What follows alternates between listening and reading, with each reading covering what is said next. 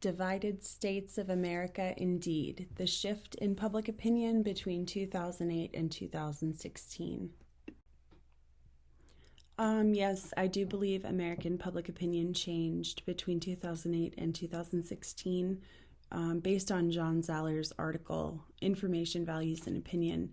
This gave me the most support for this theory simply because Zaller discusses polarization among partisanship, and he builds upon Converse's previous research to develop a two-axiom theory. Usually, I'm not in favor of a dualistic approach because I think that people are more complex, especially within the realm of politics. But he is thorough because he considers the demographics of his respondents, and then he classifies his voters as those who are active, inactive, or kind of a moderate type of political actor. So political awareness was the key factor in determining susceptibility to change. He kind of hypothesized that moderate voters are more susceptible to sway simply because they're more readily influenced by the information they're receiving.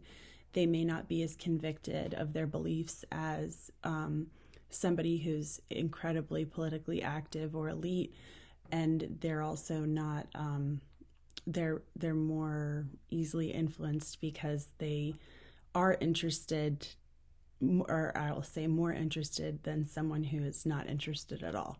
So at the beginning of Obama's campaign and presidency, American public opinion seemed very hopeful, and then it took a opposite turn based on the manipulation from political elites, which increased the strength of the public opinion, but in the opposite direction. And I really perceived Obama to have had a reactive presidency where the public was upset that he wasn't making statements about things like Trayvon Martin's murder.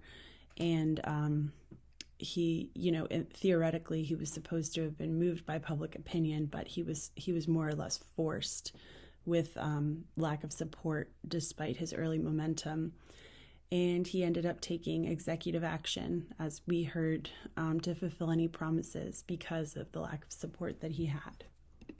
So why not the other two articles? Jennings talked about closing the generational gap, and I only recognized that increasing during that time.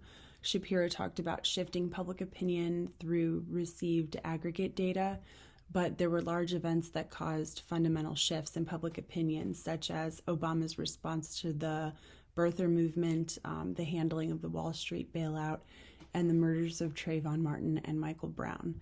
So that's why I didn't choose those over Zaller's article. Thank you for listening.